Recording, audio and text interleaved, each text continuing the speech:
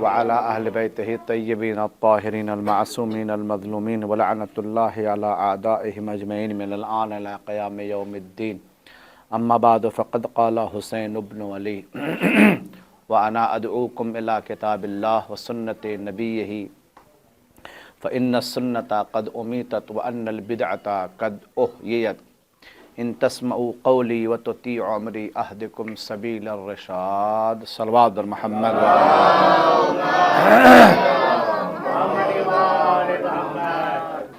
इल्तिमास है एक मरतबा सूरह हमद और 3 मरतबा सूरह इखलास की तिलावत फरमा करके मरहूम मग़फ़ूर सैयद मोहम्मद रफ़ी इब्न सैयद इखलाक़ हुसैन और जुमला मोमिन मोमिनात की रूह को इरशाद फरमा लीजिए। अल्लाहुम्मा सल्लि अला मुहम्मद व आले मुहम्मद। बिस्मिल्लाहिर रहमानिर रहीम। अल्हम्दुलिल्लाहि रब्बिल आलमीन अर्रहमानिर रहीम मालिकि यौमिद्दीन। सल्लल्लाहु बर मुहम्मद व आले मुहम्मद।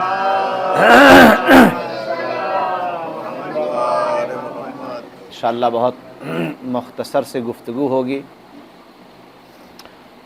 मुसलसल हुसैन इब्न अली का एक कलाम आप लोगों की खिदमत में पेश किया जा रहा है कि इमाम हुसैन अलैहिस्सलाम जब मक्का पहुँचे तो वहाँ से एक नामा लिखा, एक लेटर लिखा बसरा के बुज़ुर्गान को। उसमें इमाम हुसैन अलैहिस्सलाम ने ये लिखा कि व अना अदऊकुम, मैं तुम सब लोगों को दावत देता हूँ इला किताबिल्लाह व सुन्नत नबिय्यिही, किताब खुदा की जानिब और सुन्नत नबी की जानिब। क्यों? फ़इन्न सुन्नता क़द उमीतत, क्योंकि सुन्नत मर चुकी है। व अन्नल बिदअता क़द उहयियत, और बिदअत क्या है? ज़िंदा हो चुकी है। इन तस्मऊ क़ौली व तुतीअ अमरी, अगर तुम लोगों ने मेरी बात को समाअत किया, मेरी बात को सुना, व तुतीअ अमरी, और मेरे कहे हुए फरमान पर अमल किया, तो अहदिकुम सबीलर रशाद, मैं तुम सब लोगों को राह रास्त और हिदायत के रास्ते पर ले करके आऊँगा। मुसलसल गुफ्तगू चल रही है। अज़ीज़ान, आपकी खिदमत में मैंने पेश किया कि जब जब जहाँ जहाँ बिदअतें सर उठाती हैं तो उसका नतीजा ये होता है कि सुन्नतों को पामाल कर दिया जाता है। अगर बिदअत, अगर चाहते ये हैं कि बिदअत सर ना उठाए तो कोशिश ये करिए कि सुन्नतें पामाल ना होने पाएँ किसी भी लिहाज से। आपकी खिदमत में मैंने ये अर्ज़ किया कि हुसैन इब्न अली ने हिदायत के लिए सिर्फ़ ये नहीं कहा कि मेरी बात को सुनिए, बल्कि कहा सुनने के बाद उस पर क्या करिए? अमल कीजिए। जब तक सुनने के बाद हम और आप अमल नहीं करेंगे उस वक्त तक कोई फ़ायदा नहीं है। यानी समाअत खाली काफ़ी नहीं है जब तक कि समाअत के साथ साथ इताअत ना हो। एक मरहूम के इसाले सवाब की मजलिस है, मैं आपकी खिदमत में चौथे इमाम की एक हदीस पेश कर देता हूँ जो कि मेरे मौजू से मुताल्लिक़ है। अभी आप किसी से भी पूछिए, किसी से पूछिए कि आप कितना जीना चाहते हैं, किसी से पूछिए। मसलन आप 70 साल के किसी शख्स से पूछिए कि आप कितना जीना चाहते हैं, तो वो कहेगा कि अभी तो हम 70 ही साल जिए। अभी आप किसी 50 साल के आदमी से पूछिए आप कितना जीना चाहते हैं, तो ये कहेगा अभी हम तो 85 साल जिए। अब आप इसी तरीके से कम और ज़्यादा करते चले जाइए। अभी आप किसी 40 साल के आदमी से पूछिए या शख्स से पूछिए तो कहेगा अभी हम 40 ही साल जिए हैं। अभी किसी 20 साल के जवान बच्चे से पूछिए कितना जीना चाहते हो, तो वो कहेगा अभी हम तो 20 ही साल जिए हैं। यानी हर इंसान जितना जी चुका है उससे ज़्यादा जीना चाहता है। जितनी ज़िंदगी गुजार चुका है उससे ज़्यादा ज़िंदगी गुजारना चाहता है। 20 साल वाला 20 साल से ज़्यादा जीना चाहता है, 40 साल वाला 40 साल से ज़्यादा जीना चाहता है। अज़ीज़ान, एक जुमला याद रखिएगा, ज़िंदगी का ताल्लुक़ साल से नहीं है। ज़िंदगी का ताल्लुक़ साल से नहीं है। ज़िंदगी का ताल्लुक़ अगर आप और हम ला करके ये जोड़ें कि कौन कितने साल जिया, ये कमाल नहीं है। इसीलिए कहते हैं एक लफ्ज़ है बुज़ुर्ग, एक लफ्ज़ है बुज़ुर्गी। बुज़ुर्ग का ताल्लुक़ है सिन से, बुज़ुर्गी का ताल्लुक़ है किरदार से। गौर फरमा रहे हैं आप? بہت سے لوگ بزرگ تو ہو گئے لیکن ان کے اندر بزرگی نہیں آئی، اور بہت سے لوگ ابھی بزرگ تو نہیں ہوئے لیکن ان کے اندر کیا ہے؟ بزرگی آ گئی۔ میں دھیرے سے اس کی ایک دلیل پیش کرتا ہوں، دیکھیے آپ کہاں تک پہنچتے ہیں۔ پھر جملہ دہراتا ہوں، بزرگ ہونا یہ تعلق ہے سن اور سال سے، بزرگی کا تعلق ہے علم، اخلاق، کردار، اچھے رفتار، اچھی گفتار، اچھے اخلاق سے ہے۔ غور فرما رہے ہیں، بہت سے لوگ بزرگ تو ہو گئے لیکن بزرگی نہیں آئی، اور بہت سے لوگ بچے تو ہیں لیکن ان کے اندر کیا ہے؟ بزرگی آ گئی۔ میں تاریخ سے ایک مثال پیش کرتا ہوں، دیکھیں آپ لوگ کتنا پہنچتے ہیں۔ دیکھیے اگر کوئی غار میں پیغمبر کے ساتھ ہے اور اچانک وہ رونے لگے اور آئے قرآن آ کر کے یہ کہے کہ وَلَا تَخَفْ وَلَا تَحْزَنْ إِنَّ اللَّهَ مَعَنَا، ڈرو مت، حزن و ملال نہ کرو، اللہ ہمارے ساتھ ہے۔ لفظوں کو بدل کر کے عرض کروں، اگر ایک انسان سانپ کی سنسناہٹ سے پیغمبر کے ساتھ رہتے ہوئے بھی رونے لگے تو یہ سمجھ لیجئے بزرگ تو ہوا ہے، بزرگی ابھی نہیں آئی ہے۔ غور فرما رہے ہیں، یعنی بزرگ تو ہوا ہے لیکن بزرگی ابھی نہیں آئی ہے۔ لیکن اگر کربلا کے بن میں ایک 6 مہینے کا بچہ سنسناتے ہوئے تیر کو کھا کر کے ہنس دے تو سمجھ لیجئے بزرگ تو نہیں ہوا ہے لیکن بزرگی آ گئی ہے۔ صلوات پر محمد وآل محمد۔ کوشش کریے ہم بزرگ نہ ہوں لیکن بزرگی ہمارے اندر آ جائے۔ نہیں، غور کریے گا، ہم بزرگ نہ ہوں لیکن بزرگی ہمارے اندر آ جائے۔ میں نے آپ کی خدمت میں عرض کیا، ابھی آپ کسی سے پوچھئے صاحب آپ کتنا جینا چاہتے ہیں، آپ کتنا جینا چاہتے ہیں؟ 10 سال والا کہتا بھی میں نے 10 ہی سال جیا، 15 سال والا کہتا بھی میں نے 15 ہی سال جیا، 20 سال والا کہتا بھی میں نے 20 ہی سال زندگی گزاری۔ آپ اس طریقے سے مثال بناتے چلے جائیے۔ عزیزان من، یاد رکھیے گا، زندگی کا تعلق سن اور سال سے نہیں ہے۔ دیکھیے میرا تمہید اور میرا مقدمہ ضائع نہ کریے گا، کیا زندگی کا تعلق سن اور سال سے نہیں ہے؟ پھر زندگی کا تعلق کس سے ہے؟ کہ زندگی کا تعلق ہم اور آپ نہیں بتائیں گے، زندگی کا تعلق معصوم بتائیں گے۔ معصوم بتائیں گے زندگی کسے کہتے ہیں؟ چوتھے امام فرماتے ہیں الہی امرنی ما کانا عمری بذلتن فی طاعتک فاذا کانا عمری مرتان للشیطان فاقبضنی الیک۔ اے میرے اللہ، مجھے اسی وقت تک زندگی دینا جب تک میں تیری اطاعت کر سکوں، مجھے اسی وقت تک زندگی دینا، مجھے اسی وقت تک زندہ رکھنا جب تک میں تیری اطاعت کر سکوں۔ دوسرا جملہ ماں فرماتے ہیں جب میری زندگی شیطان کے لیے چراگاہ بن جائے تو پھر مجھے زندگی مت دینا بلکہ موت دے دینا۔ کون فرما رہے ہیں آپ نے معیار زندگی سمجھا؟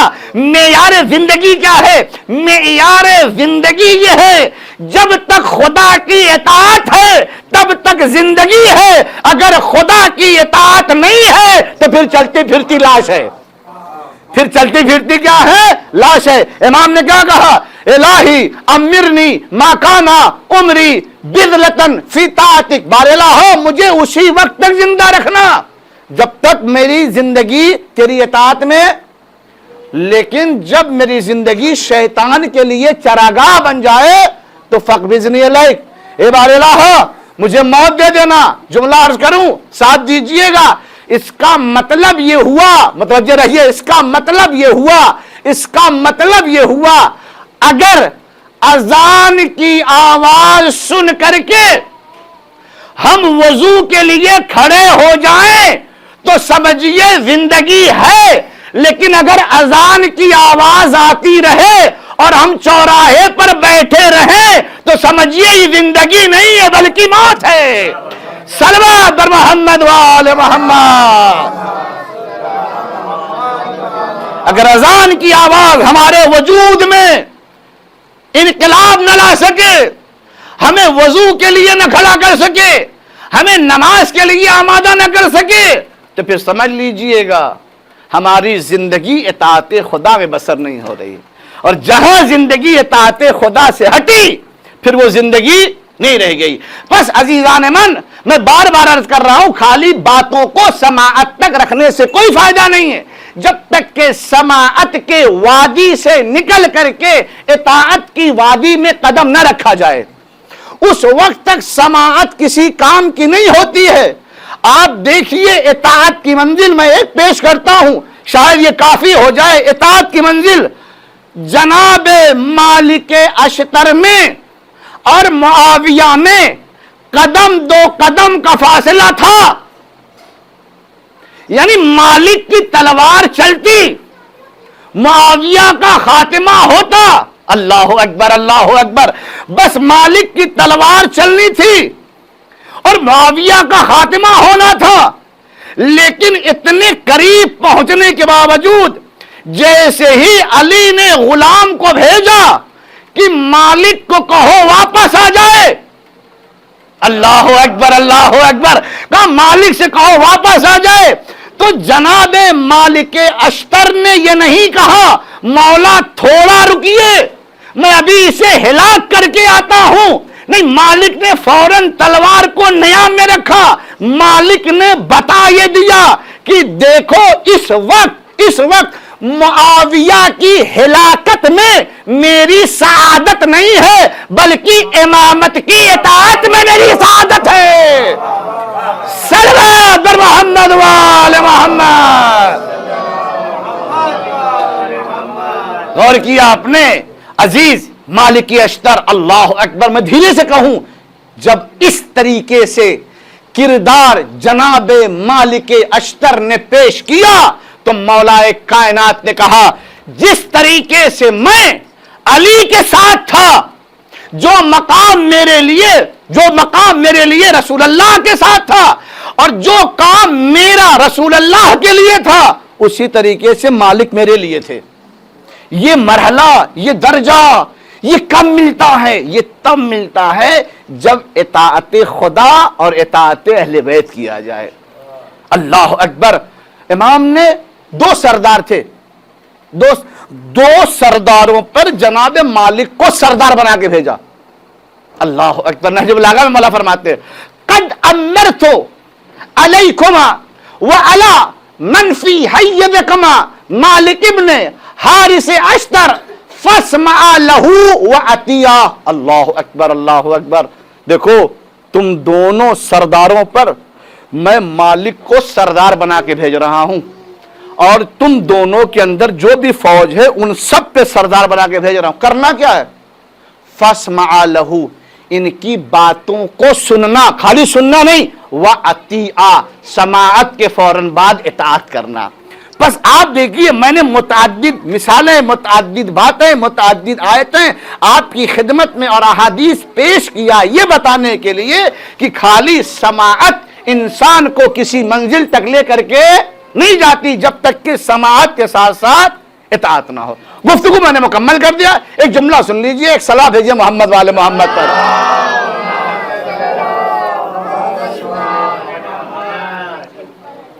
چونکہ آج کی شب جناب خدیجہ کی وفات کی شب بھی ہے، میں ایک جملہ کہنا چاہتا ہوں، اب بات کو بات سے ملا دینا چاہتا ہوں۔ قرآن مجید کا چوتھا پارہ، لن تنالوا البر، اعوذ باللہ من الشیطان الرجیم، بسم اللہ الرحمن، لن تنالوا البر حتی تنفقوا مما تحبون۔ لن جب کلام عرب میں آ جاتا ہے اس کے معنی ہوتے ہیں نیور، اصلا نہیں۔ لن تنالوا البر، نیکی تک تم نہیں پہنچ سکتے ہو جب تک کہ تم اس چیز کو راہ خدا میں نہ دو جس سے تم محبت کرتے ہو۔ بچا ہوا کھانا کسی اور کو دینا اور ہے، اپنا کھانا اٹھا کے دے دینا کچھ اور ہے۔ نہیں پتا میری بات پہنچی کہ نہیں پہنچی؟ جب کھانا بچ گیا تو پڑوس میں دے دیا، یہ کمال نہیں ہے۔ کمال یہ کہ کھانا بنا، ابھی ہم نے نہیں کھایا، ہم نے پڑوس میں دے دیا۔ کپڑا ہمارا خراب ہو گیا، پرانا ہو گیا، ہم نے کسی غریب کو دے دیا، یہ کمال نہیں۔ جب تک کہ اللہ اکبر، جب تک کہ اس چیز کو راہ خدا میں نہ دو جس چیز سے تمہیں کیا ہے محبت۔ اس کا مطلب یہ ہوا راہ خدا میں خالی دولت نہیں دی جاتی ہے، جس چیز سے تمہیں محبت ہے، جس چیز، علم، اخلاق، ادب، شعور، بندگی، جس چیز سے بھی تمہیں محبت ہے، کچھ راہ خدا میں آپ جب تک اسے نہ دیجئے۔ ابھی دیکھیے، ابھی ہمارے پاس ایک 10 کی نوٹ ہو، ایک 20 کی نوٹ ہو، ایک فقیر کو اگر ہمیں کچھ دینا ہو تو ہم کون سے نوٹ دیں گے؟ محبت کس سے؟ صلوات بر محمد و آل محمد۔ جب تک کچھ راہ خدا میں کس چیز کو جس سے آپ کو کیا ہے محبت ہے، جملہ ضائع نہ کریے گا، جب تک کچھ راہ خدا میں نہ دیجئے اس وقت تک خیر نہیں مل سکتی، نیکی نہیں مل سکتی۔ اس کا مطلب یہ ہوا جو کچھ دے گا وہ خیر پائے گا، جو سب کچھ دے گا وہ کل خیر پائے گا۔ جو کچھ دے گا وہ خیر پائے گا، جو سب کچھ دے گا وہ کیا ہے؟ کل۔ شاید بات پہنچی نہیں، بات پہنچاتا ہوں۔ عزیزان من، آپ پنجتن پاک چادر کے نیچے ہیں، ام سلمہ آگے بڑھی، پیغمبر نے ایک جملہ کہا، انکے انت علی الخیر، آپ خیر پر ہیں یا رسول اللہ، خیر پر ہیں تو آنے دیجئے۔ کہا نہیں، آج چادر کے باہر خیر، چادر کے اندر کل خیر۔ اور فرما رہے ہیں آپ۔ اب یہ ہو گئی ایک آیت، دوسری آیت سن لیجئے، بس یہی سے گفتگو مکمل۔ جب اللہ آ کر کے متقین کی صفات بیان کرتا، متقین کی، بسم اللہ الرحمن الرحیم، الف لام میم، ذالک الکتاب لا ریب فیہ ھدی للمتقین، جب متقین کی صفات بیان کرتا، متقین کون ہے؟ نمبر 1، الذین یؤمنون بالغیب، جو لوگ غیب پر ایمان رکھتے ہیں۔ نمبر 1، وَيُقِيمُونَ الصَّلَاةَ، دیکھیے کچھ نمازی ہمارے یہاں موسمی ہوتے ہیں، موسمی، جس طریقے سے کچھ موسم میں آم ملتا ہے نا، کچھ موسم میں انگور ملتا ہے، اسی طریقے سے ہمارے یہاں کچھ نمازی موسمی ہیں۔ رمضان والے الگ نمازی ہیں، عید بقرعید والے الگ نمازی ہیں، ہے نا، پورے سال والے۔ اللہ نے جب متقین کی صفت بیان کیا نا تو وہاں موسمی نمازی نہیں کہا، الذین یؤمنون بالغیب، جو ہمیشہ نماز پڑھتے ہیں، جو کیا ہے؟ الذین یؤمنون بالغیب ویقیمون الصلاۃ، جو غیب پر ایمان رکھتے ہیں، جو ہمیشہ کیا ہے؟ نماز پڑھتے ہیں۔ اس کے بعد وَمِمَّا رَزَقْنَاهُمْ يُنْفِقُونَ، بس یہی اتنا خالی مجاز کرنا۔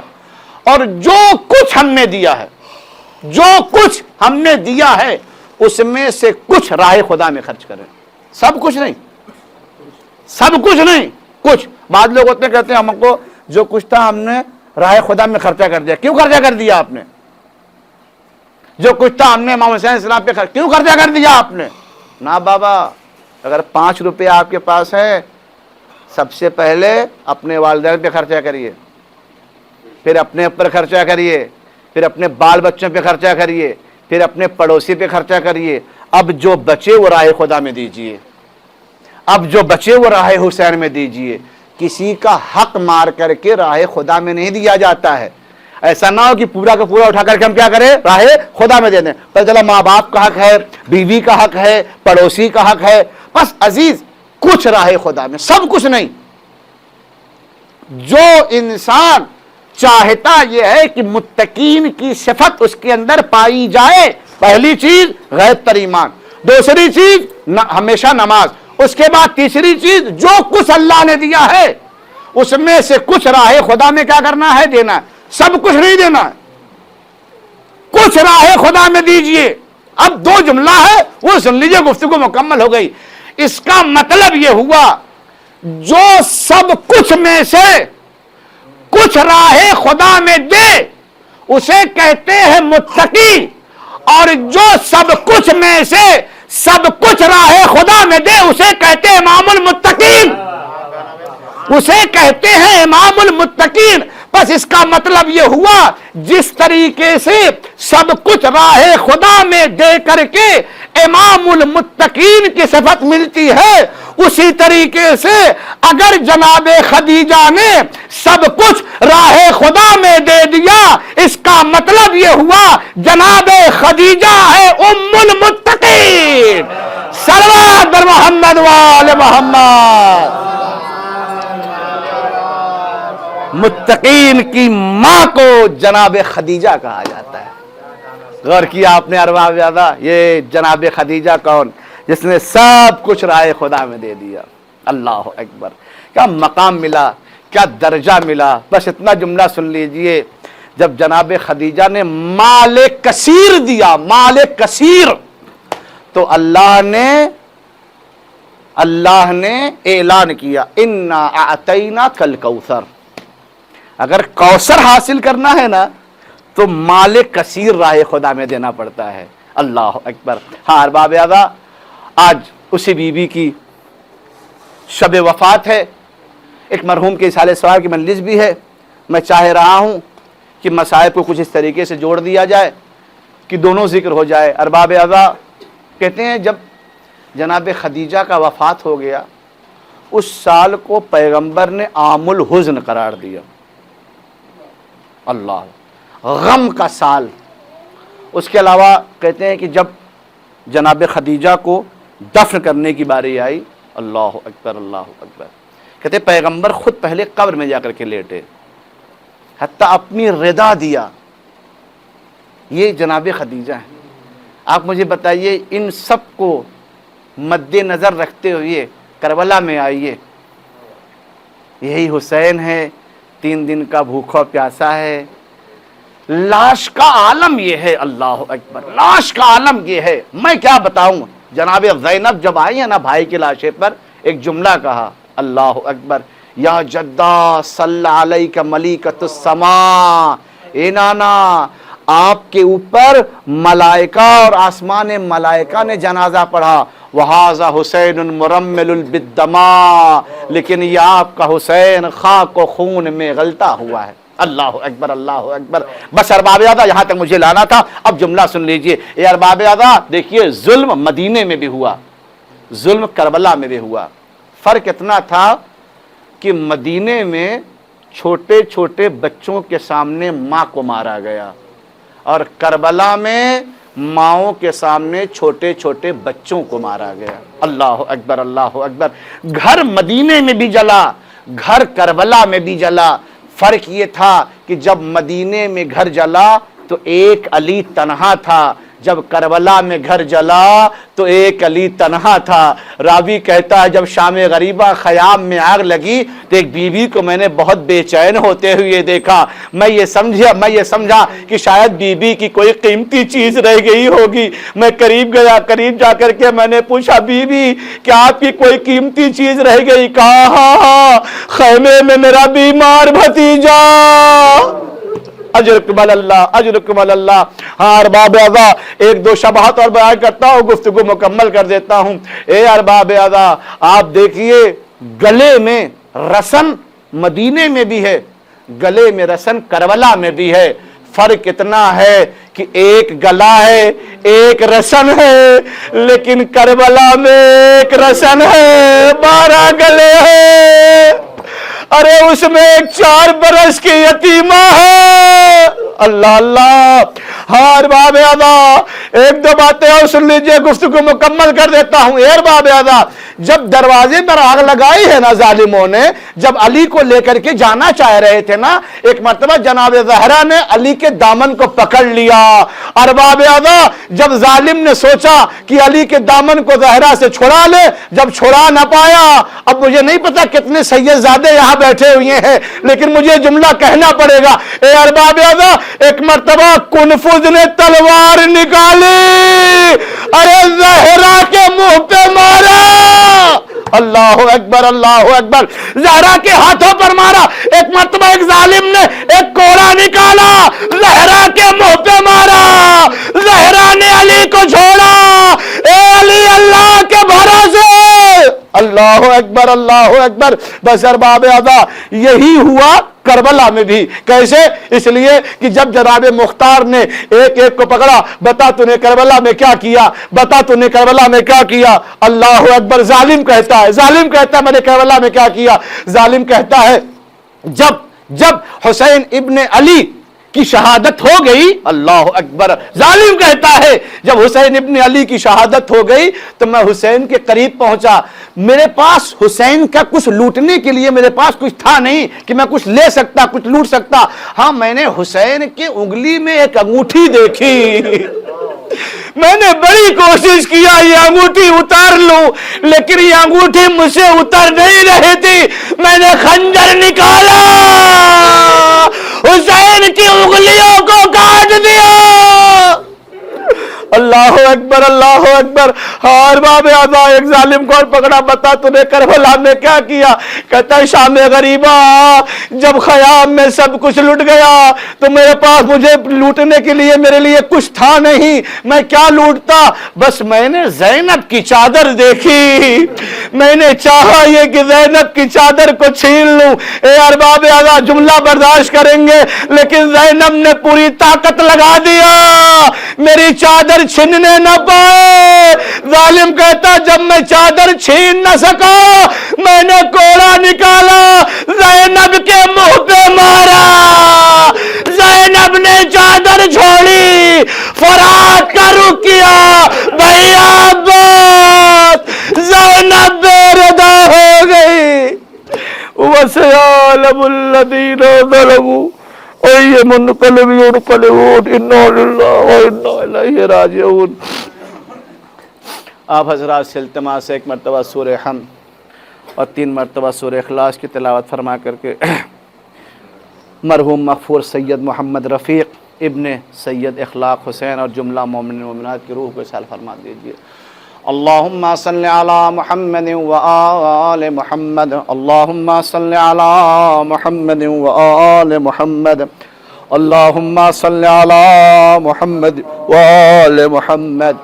بسم اللہ الرحمن الرحیم, الحمدللہ رب العالمین, الرحمن الرحیم, مالک یوم الدین, ایاک نعبد و ایاک نستعین, اہدنا الصراط المستقیم, صراط الذین انعمت علیہم غیر المغضوب علیہم ولا الضالین.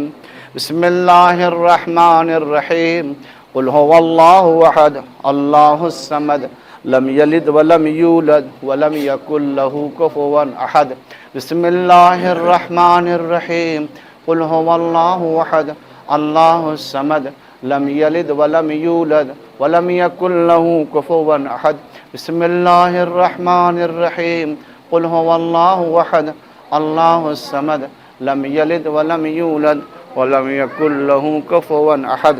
اللہم صلی علی محمد وآل محمد, اللہم صلی علی محمد وآل محمد, اللہم صلی علی محمد وآل محمد. بار الہا ان سوروں کے ثواب کو اور اس عزا کے ثواب کو مرحوم مغفور سید محمد رفیق ابن سید اخلاق حسین اور جملہ مومنین مومنات کی روح کو اصال کیا پروردگار عالم, اسے ہم سب کی طرف سے 14 معصومین علیہ السلام کے وسیلے سے قبول فرما. آمین ثم آمین.